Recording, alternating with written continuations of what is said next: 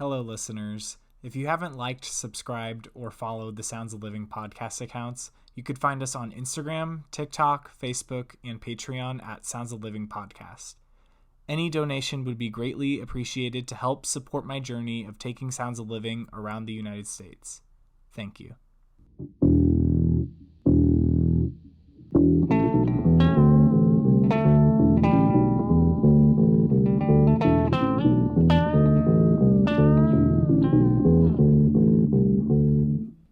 Hello and welcome back to Sounds of Living. I'm your host today, Alex Kellerman, and I'm sitting here with one of my favorite people in the world, my cousin, Alec Brandl. Alex, say what's up. What's going on, everybody? It's great to be here. Thank you for having me today, Alex. How's everything going, man? It's going great. Yeah, I'm here actually in Arizona visiting with family, and with that being said, Alex is actually my cousin. I've been with him since day one, and he's been telling me about this podcast for a long time, and I've been really excited to record with you, so I'm glad to be here today. Hell yeah. Well, Alec, before we get into introducing you, why don't you tell everybody your contribution to the podcast? Sure. Alex contacted me not too long ago and told me about his idea and his vision for this podcast. I thought it was an amazing idea, and he came out of nowhere and just asked. He was like, hey, do you want to help me with writing an intro/outro for this show? I was so excited to be a part of his project, and I actually wrote the bass riff for the intro and outro that you guys hear for every single episode. And Alex's brilliant guitar on top of it, I think it just made a really great intro outro to the show, and I think it really sets the tone, and I'm really appreciative to be a part of that. Well, I appreciate you making that with me, and one of the things that I'm curious about, and I think the audience would be very interested in knowing, is, how did you come up with that? What was your process of writing it? It was so nerve-wracking because I had always had a passion for music, and I've been a musician for more than half my life, and I've been experimenting with instruments for a long time, but I had only recently gotten that bass guitar. I had never played one before. I got it actually back down in summer when this podcast was still kind of just an idea. And when I got it and when you told me the idea, I was a little nervous. And that process was kind of going over anything I could come up with, trying to get inspiration from some other songs and artists that I have respect and appreciation for, but also trying to make it my own thing. I think that was the most difficult part. Yeah, no, it was just weeks and weeks of experimenting with different sounds and different kind of riffs that I could come up with, and eventually I settled on one and I sent it to Alex, and you ended up loving it. I'm really glad that it worked out that way. Yeah, no, it was funny because when I had initially came up with the intro outro, I had already come up with my own guitar riff that I'd sent you. And after, sending it to you and seeing where it would go with your idea, after listening to what you had sent me, I realized how my original part that I recorded, it just did not flow at all with what you had made. Because what you had made was just so perfect that I had to change to match your energy. And I thought that was the coolest part for me, is realizing that even if you start off with one idea of a song or a specific riff, it doesn't always turn out to be that first idea. Yeah. I know it doesn't sound all that crazy, but when creating music, it is very difficult to understand where it's going to go until it already happens. Yeah.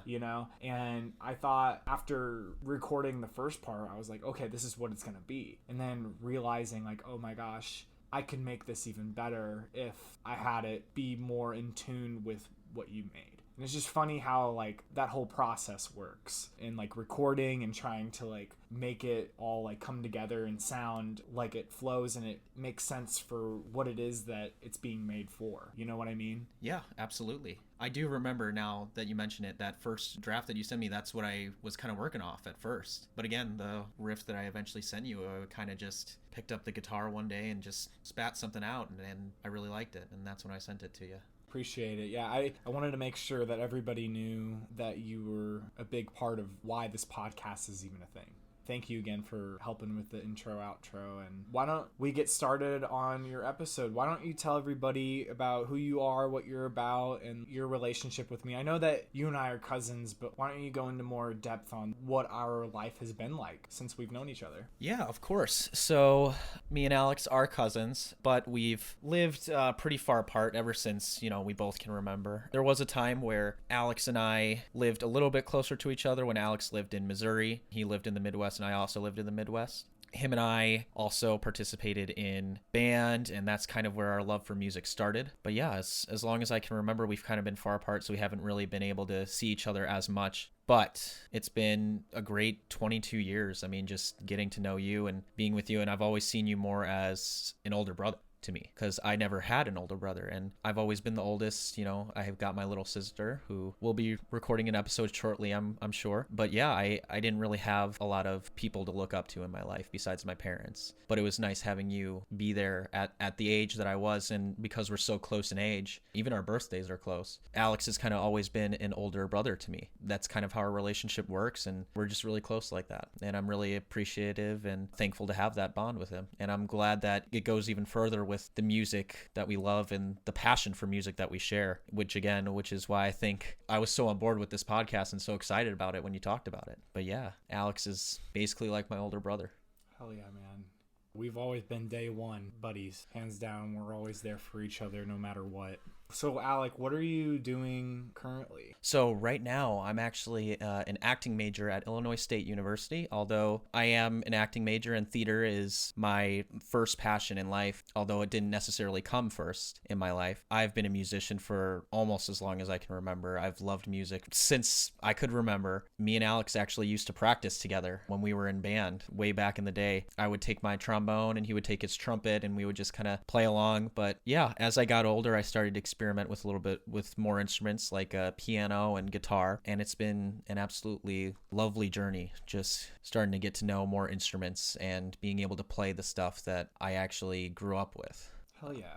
So what are you doing currently? You're in school, right? Yeah, I'm in school, and it's actually my first semester. Well, it's about to be my second semester, but we're just at the time of this recording, it's January, and it's about to be the second semester. But yeah, I just finished up my first semester at ISU, and it was actually my first semester being away from home, moving out of the house, living on my own. And first year at a 4-year, I went to junior college first. And right now, all I'm doing really is just working and studying and practicing my music whenever I can and doing my theater stuff. So now that we have a pretty long introduction to who you are and your contribution to Sounds of Living, why don't we get into your first pivotal point where music has made you who you are? Why don't you tell me about Journey? How has Journey impacted you when you first started listening to music? Of course. These are some of my earliest memories of music. Us sitting together at grandma's house and you showing me Journey on your iPod Shuffle.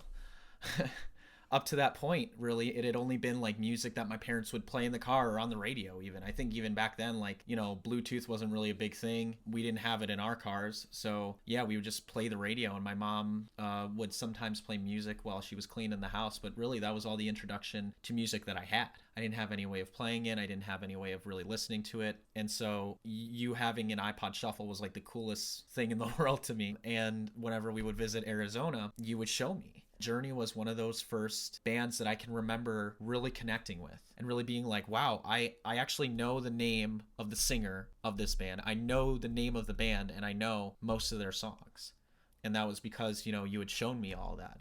And the reason why I chose this as my first pivotal point, because it's when I started to realize that music was more than just like, oh, a happy fun time, makes you feel good and, a lot of fun. You associate it with good times and good memories and how that in the future can help you and what it can do for you, how it can get you through some things and how it can take you back and even reflect on some of the moments in your past. I think it even helped me remember some moments from my past, just listening to music all over again. But Journey was really that first pivotal point for me where I was like, man, it's when I first remember being passionate about a singular band and a singular, artist. Before then, I didn't know the names of artists. I kind of knew the names of songs. But yeah, it's what made me want to get an iPod Shuffle, and I kept asking for one, and I eventually got one for Christmas, I think.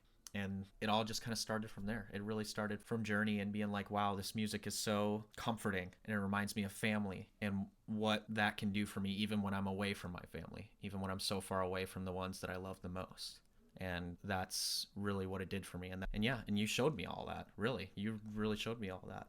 What about Journey spoke to you other than the associations you have with the memories? It may be a really simple answer, but Steve Perry's voice is very angelic in a way, but also somehow fits kind of that rock band somehow. I don't know how he does it, but it's his voice, just something about it is so comforting. And even the lyrics of their songs too, you can, it's not very uncommon for people to relate to lyrics of the songs, but it was almost like, when you would listen to these songs, like Faithfully or Separate Ways, Don't Stop Believin', of course, I remember connecting to those lyrics and being like, man, I really hope I get to see my family soon again. I really miss being in Arizona. I really miss all the good memories and good times we have down there. This music takes me back. Yeah. That's awesome, man. It has continued to play a role throughout your life since you started listening to Journey? Absolutely. Although I don't listen to Journey nearly as much as I used to as a kid, since I've branched out to more bands and artists, I still listen to it every once in a while, and it still brings back those memories of, wow, this is when I really started to get into music. This was when I was like, yeah, I want to do this when I go into middle school, and I want to be in a band, and I want to participate in something like that. This is what I want my life to revolve around in some way or another. And I don't think if it were any other band, it wouldn't have been the same. Because Maroon 5 was around back then. I remember them. I remember listening to their old stuff. But nothing was as special as listening to Journey. And even my dad, my dad played that dad rock music in the car all the time. And although I do have an appreciation for that music, I even have a playlist on my Spotify of, dad rock music, all that headbanger stuff, I guess is what I like to call it. Nothing really stuck out to me more than Journey. And I think Journey is still one of the best rock bands to ever bless the earth with their presence. Couldn't agree more. And that's me totally being biased about it being my favorite band. But I mean, I guess there's a reason why we get along. So now fast forward, it's 2021, spring of 2021. You felt that you didn't really have a direction, but music again came back and saved your life and changed you in another way. Explain, who exactly were you listening to and how did it change your life? It was, God, and it's so funny because you've been there for those pivotal points that I'm talking about, but I remember it was spring 2021, I think, is the exact really kind of time frame we're talking about here. I had just flunked out of my first semester of college. It was middle of COVID, and that spring 2021, I had decided to take a semester off of college. I had no idea what I was doing with my life. I didn't even have, before then in high school, my whole life was band, do all the band stuff and music and be a music teacher, go to school to be a music teacher, but I didn't have that anymore. There was no stuff. It was just, COVID like kind of canceled everything. And flunking out of all my classes, I knew I was just going to do it again. So why waste money to go to school? I was doing nothing with my life. I was directionless, and it was scary, and it was sad and depressing, and it was one of the lowest points of my life. But I took a trip down to Arizona that spring because I knew I needed it. I knew I needed to see my family, and I needed to be around good people. And I remember you picking me up from the airport in that Mini Cooper. You were talking to me about Silk Sonic, and Silk Sonic had just become a thing. They had just released Leave the Door Open, but their whole album wasn't even out yet. And you were like, Alec, have you listened to Bruno Mars's new song? And I said no. And he said, it's so smooth, you gotta listen to it. Listening to Silk Sonic's take on R&B really drove up my passion again for music up to a different level that I didn't know it could go up to. I took AP Music Theory back in high school, and that expanded my love for music a little bit more because I started to understand more about music, and it became fun to analyze music. Because now that I know like what the hell a chord is and what a perfect fifth is, it's so cool to analyze the stuff that I love so much and see what I can even do with that. And Bruno Mars's brilliant musicianship, along with Anderson .Paak's. But when Bruno Mars first sings in that song, and it's a seventh chord, it's just a simple seventh chord when Bruno Mars starts singing. But I remember hearing that, I was like, wow, this is making me feel like so many emotions right now. This is so smooth. It made me feel alive again. I was so depressed and so down on myself and like literally had no idea what I was doing. I was like, wow, this is what I live for. This is what I've been living for. Why did I stop listening to all these people, and why is music not doing it for me anymore? And I think that kind of really got me back into listening to music like every day again, and having it help me get through what I needed to get through. And I remember coming home from that trip and I was bored one night and I just watched the movie Rocket Man because I didn't grow up with Elton John. My parents didn't really listen to him that much. I heard the song Rocket Man while driving around in my delivery car one night. And I was like, yeah, it's a cool song. I want to get to know a little bit more about Elton John. I mean, he's pretty popular, right? Watching that movie and hearing his music for the first time, or most of his music for the first time, was so eye-opening for me too. Because although I couldn't relate exactly to what Elton John went through as a child and as a teenager and, you know, him kind of growing up and doing all that stuff, I definitely related to him in the way where I felt like I was a nobody and I would amount to nothing. I knew I had something inside of me. I knew I had talents and aspirations, and I knew I could do things with those, but I didn't know if it was good enough. Seeing his struggles in real life through the depiction of that movie, especially with drugs and alcohol and all that kind of stuff, I was like, wow, yeah, I'm really struggling too. I really kind of feel that. Like, you know, you have all these people around you, but you also feel like you're alone. You couldn't feel any lonelier than you do right now. Once I finished that movie and I started listening to his music with his original voice, it kept me going in a way to where I was like, I know I'm going to get through this. I know that if this big pop star, you know, rock star, whatever, can get through all this shit, then so can I. So yeah, his music was kind of getting me out of bed every morning and being like, all right, things are going to be better. I don't know when, I don't know how, but what I need to do right now is just put my head down and work hard. And his music really did that for me. And same thing with Silk Sonic.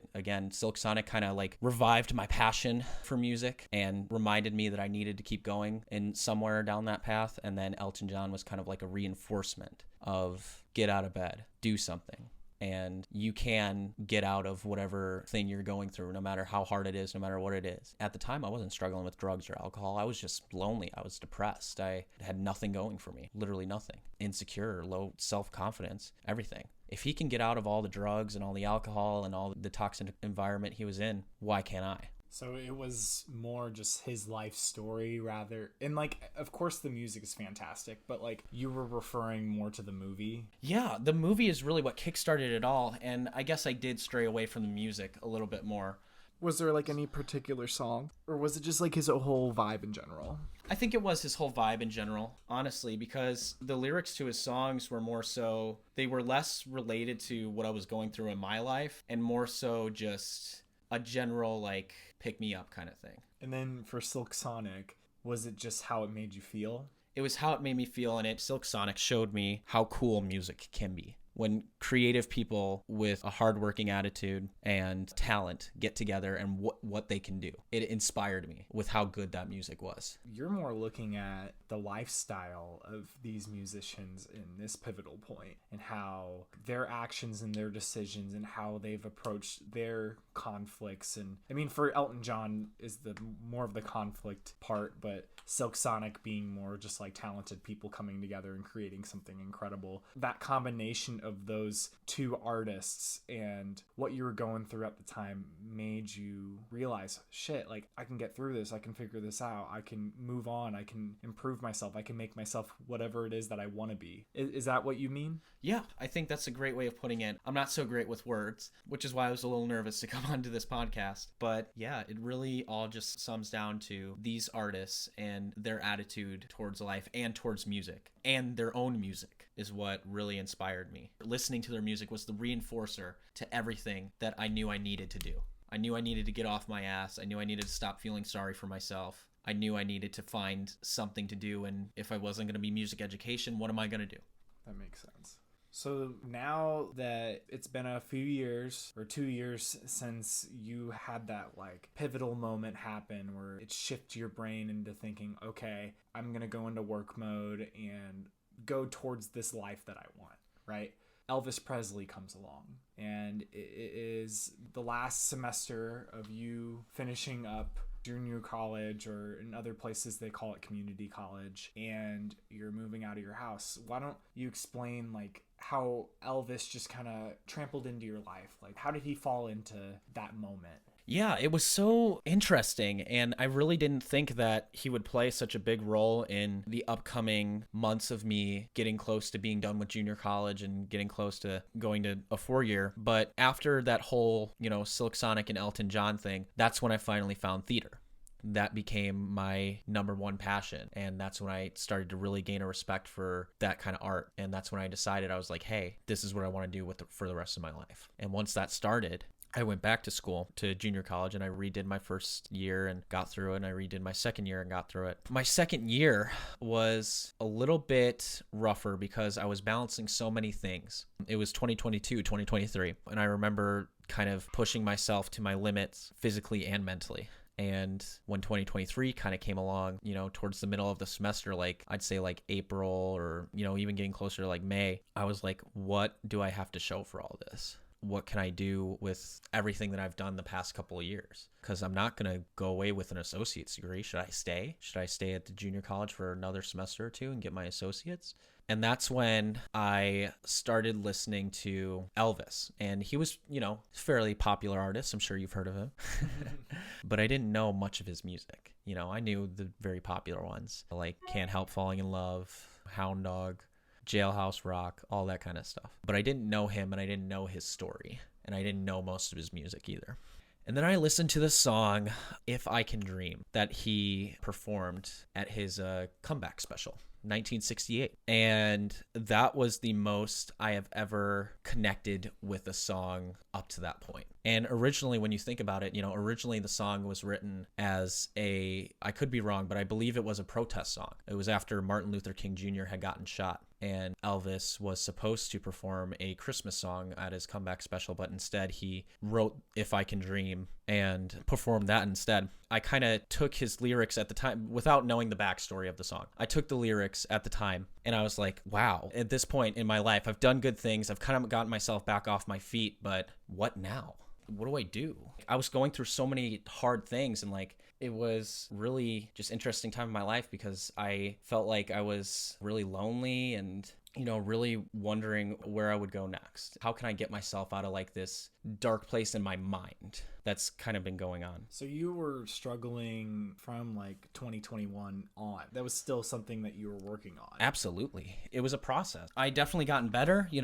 Like I said, I had gotten back on my feet. I went back to school. I found a new job, started making more friends, but I had been going through some shit. And I don't know if I want to get into detail about it on this podcast, but it was a very interesting time of my life. And the lyrics to his song, If I Can Dream, helped me believe that no matter what kind of shit I've been through, no matter what I've done that's wrong, as long as I have the strength to keep going on, I can do whatever I set out to do. And nowhere was that more clear in the lyrics in that song, If I Can Dream. He says, as long as a man has the strength to dream, he can redeem his soul and fly. It's such a touching quote because if you think about it, you can apply that to anyone. Anyone can take those words and, do what they want with that. But to me, I interpreted them as, even though I've been through all this shit and I'm having a hard time getting myself out of it, and I still kind of struggling with direction, where to go, what to do next, I can excel in anything that I want to do. I can make this dream of doing theater. I can make it because I was doubting myself. I was like, am I going to make it as an actor? I should just do theater education. But I know that no matter how long it was going to take, no matter what I did, I could make it work. Of course, the original meaning of the song is also, I think, really important. I think it's overlooked a lot, honestly. I don't think a lot of people know about it because it's a great song. It's on one of his top 5s on Spotify. But the message he had to say in that song, too, I think was pretty good. But yeah, that kind of got me through the summer. It helped me realize, I was like, this is the school I want to go to. It helped me be more confident in my decisions and what I wanted to do. Again, I don't think I could connect with song lyrics more than I ever could with those song lyrics. You got it tattooed on you, right? I sure do. Where'd you get it tattooed? I got it at Boundless Tattoo in Plainfield, Illinois. No, I mean on your body. Shameless plug. I got it tattooed on my chest, on my left chest. And underneath the quote is a lotus flower that's pointing towards my heart. And the lotus flower kind of goes along with the quote because lotus flowers, they emerge and they bloom from dark, murky water. You don't see them until they're like fully blossomed, but they're in like this dirty, shitty water. And then when they come out, they're beautiful, like the sun in space or like a diamond in the sky, you know? It's hope. Again, I think it fits me and it fits the quote well, and how I interpret the quote to no matter what you've been through, no matter what you've done, no matter what mistakes you've made, you can redeem yourself and you can come out beautiful. Those are very powerful words, and I appreciate you sharing your experiences with all of us today. And I haven't done this with every episode, but I feel like it would be important to just kind of go over everything one more time. You had started off with having Journey be the moment in which you realized music was more than what you understood at the time. Right? Absolutely, yeah. Which it then led into the next pivotal point where you again, forgot how influential and inspirational music was, and then it came back again and saved your life and helped give you direction. That time it really did save my life. So then you go back and you're going through another crazy change and you go back to the music once again. So it's like music has been almost like this fortune teller for you. And it's like, all right, we're going to introduce you to this new artist, this new album, this new genre, and we're going to teach you the lesson you're supposed to learn at this very moment in this specific experience that you're going through so that you can get through it. Would you say that's how music has just come into your life? It just like comes out of nowhere and you're like, oh my gosh, now I know what to do. I think that's a perfect way of putting it, Alex. And that's why I love you, bro. You're able to kind of dissect my ADHD thoughts. I'm not sure how this episode of the podcast is going to turn out just because I ramble on and on and on. And sometimes I don't even get to the point because, ADHD brain. But I think that's a great way of dissecting it and really kind of putting my thoughts all together into one spot. And the kind of general theme of the episode is the pivotal points in my life with music were pivotal points in my life, just in general. And music helped me get through that. And it gave me direction of where to go and what to do next and how to do it and what mindset you need to have, all that kind of stuff. I think that's a great way of putting it. So thank you. For sure. You already stated the quote before, but I think it's important that the audience know how important this is to you. So why don't you say it again so that everybody can remember what it is that they should know? Of course. As long as a man has the strength to dream, he can redeem his soul and fly. No matter what you've been through, no matter what mistakes you've made, no matter how old you are, how young you are, where you are in life right now, you can excel. You can get yourself out of whatever situation you're in, and you have the power to be beautiful inside and out. Thanks, Alec. I really appreciate you taking the time and telling us about your experiences and like how you've processed what's happened in your life. And I really think that it's going to be a good episode, and I think people will be able to relate to it. And yeah, appreciate you, man. I love you. Thanks for coming on. I appreciate it too, and I love you too, man. I really do. Well, thanks again for listening to Sounds of Living, and to wherever you are, I wish you happiness and good health. I'll see you next episode.